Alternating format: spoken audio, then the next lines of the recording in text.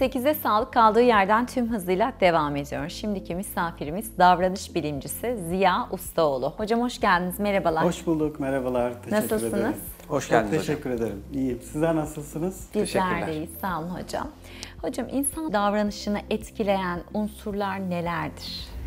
Evet, öncelikle davranış kalıplarımızı tanımanın öneminden bahsetmek istiyorum.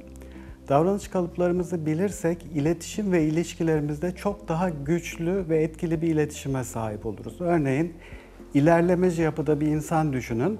O kişiyi harekete geçirebilmemiz için ona kazanacaklarını göstermemiz gerekiyor. Kaçınmacı yapıda bir kişi olduğunda ise onu bu işi yapmadığında, harekete geçmediğinde kaybedeceği durumları gösterdiğimizde kişiyi harekete geçirmiş oluyoruz.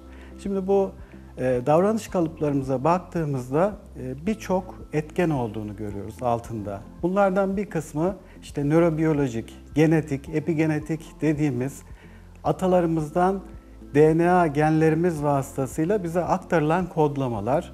Bir kısmı işte psikososyal, sosyokültürel, içinde doğup büyüdüğümüz aile, iletişim ve ilişki halinde bulunduğumuz çevre, dini inancımız, aldığımız eğitimler, ekonomik durumumuz, gelenek ve göreneklerimiz ve kişinin yaşam döngüsü içerisindeki yaşam deneyimleri. Bunların hepsi toplam olarak kişinin davranış kalıplarını oluşturuyor. Peki hocam bizim normalde bu davranış kalıplarına etkili olan bir bilinçaltımız var. Bu bilinçaltı kayıtları nasıl oluşuyor? Evet. Şimdi öncelikle analitik düşünen, eleştirel ve muhakeme eden bilinçli zihnimizi buzdağının görünen yüzeyine benzetirsek bir de buzdağının görünmeyen yüzeyi var. Yani bilinçaltımız. Aslında tüm sistemi yöneten, düşüncelerimizi, duygularımızı, inançlarımızı, davranışlarımızı, tüm bedenimizi, sistemimizi, hayatımızı %95 oranında yöneten bilinçaltımız var. Bilinçaltımızdaki kayıtlar bir kısmı atalarımızdan bize aktarılarak geliyor.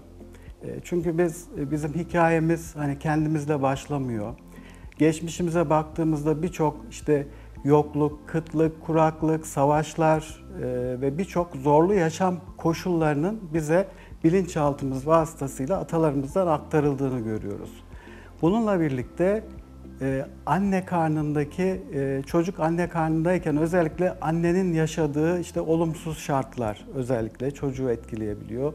Doğum anı travmaları. Sonrasında özellikle 6 yaşa kadar olan süreç kök inançların oluştuğu dönemler. Kişinin kendisiyle alakalı, insanlarla alakalı ve hayata dair bakış açısının ve kök inançlarının oluştuğu dönem. Bu inançlar neticesinde kişi inançlarına paralel olarak durumları, olayları ve insanları hayatına çekmeye başlıyor. Hocam yaşam kalitemizi etkileyen unsurlar nelerdir? Bunu nasıl iyi hale dönüştürebiliriz? Evet. Şimdi baktığımızda fiziksel, mental, ruhsal birçok sağlık problemi, obezite, kilo problemi, korkularımız, kaygılarımız, aşırı yaşanan stres, ilişki ve iletişim problemleri, iş dünyasında yaşadığımız problemler, kazanç problemleri, bolluk bereket problemleri, bunların hepsi yaşam kalitemizi düşüren durumlar. Tabii ki bunları dönüştürebilmek için öncelikle kendimizi tanımamız gerekiyor. Farkında olmamız gerekiyor. Yani hangi inancım, hangi düşünce şeklim, duygularım bu tarz olayları yaşamama hizmet ediyor. Bunu kendi içime dönüp farkında olmaya başladığımda, dönüştürmeye başladığımda artık o problemlerin altındaki bilinçaltı sebeplerle yüzleşip onları dönüştürerek artık yaşam kalitemizi de adım adım yükseltmeye başlıyoruz. Hocam bir de şunu sormak istiyorum. Enerji beden. Evet. Ne demek istiyorsunuz bununla veya bunun bizim sağlığımız üzerine olan etkisi nedir? Şimdi bizim mevcut fiziksel bedenimizin üzerinde, fiziksel bedenimizle etkileşim halinde olan bir enerji bedenimizin varlığı birçok kadim öğretiden ve artık son yıllarda yapılan birçok akademik ve bilimsel çalışmalardan çok rahat bir şekilde anlaşılabiliyor. Enerji bedenimiz bizi atmosfer gibi saran aura katmanlarımız, yaşamsal fonksiyonlarımızın üzerinde ciddi etkileri olan çakralarımız, 7 adet ana çakra ve yüzlerce irili ufaklı çakralarımız yaşam enerjisini bedenimize uyumlu hale getirerek bedenimize almamızı sağlayan enerji merkezleri. Bir de enerjisel sinir sistemi olarak ifade edilen meridyen kanallarımız var. Tüm bu kanalların enerjisel sistemin temiz ve dengede olması yaşam kalitemizi yükseltirken buradaki herhangi bir enerjisel kaçak ya da dengesizlik hem sağlık problemlerine, ilişki problemlerine yani hayatımızın tamamına aslında olumsuz olarak yansımaktadır. Bir de özellikle fiziksel rahatsızlıklara baktığımızda bu rahatsızlığın ilk önce enerji bedende ortaya çıktığını görüyoruz. Yani bu ilk etapta enerji bedende tespit edilip gerekli temizlik ve dengeleme işlemi yapıldığında fiziksel bedene sirayet etmeden o rahatsızlığın da aslında önüne geçilebiliyor. Peki hayatımızdaki kısır döngüler nelerdir? Bunları, olumsuzları nasıl döndürebiliriz olumluya? Kısır döngüler tekrar eden durumlar olarak nitelendirebiliriz. Sağlık problemi olabilir, işle alakalı bir problem olabilir. Özellikle bunu ilişkilerde daha çok görüyoruz, kısır döngüleri. İşte diyelim bir hanımefendi diyor, hayatıma hep sürekli aynı tarzda insanlar çıkıyor. Yani tanışıyorum, belli bir süre ilişkimiz devam ediyor.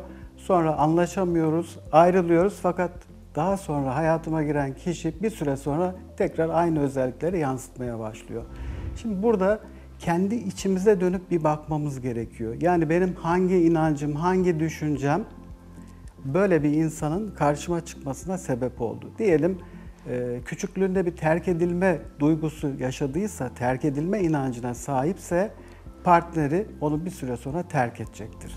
Değersizlik inancına sahipse kendisini değersiz hissettirecek davranışlarda bulunacaktır. Sevgiyi hissedemeyerek büyüdüyse sevgiyi hissettirmeyen bir partnerle karşılaşacaktır. Dolayısıyla bunların farkında olmak ve dönüştürmek yaşam kalitemizin de yükselmesine hizmet edecektir. Sizin de bu anlamda bir katkınız oluyor anladığım kadarıyla, değil mi hocam? Yani hani bu davranış paternini veya bu kısır döngüdeki problemi tespit edip bunu düzeltmek anlamında. Tabii ki biz o konuda rehberlik yapıyoruz insanlara. Aslında profesyonel bir ayna tutuyoruz diyebiliriz. Kişinin kendisini görmesini ve tanımasını sağlıyoruz. Çünkü bir yapıyı değiştirebilmemiz için öncelikle farkında olmamız gerekiyor.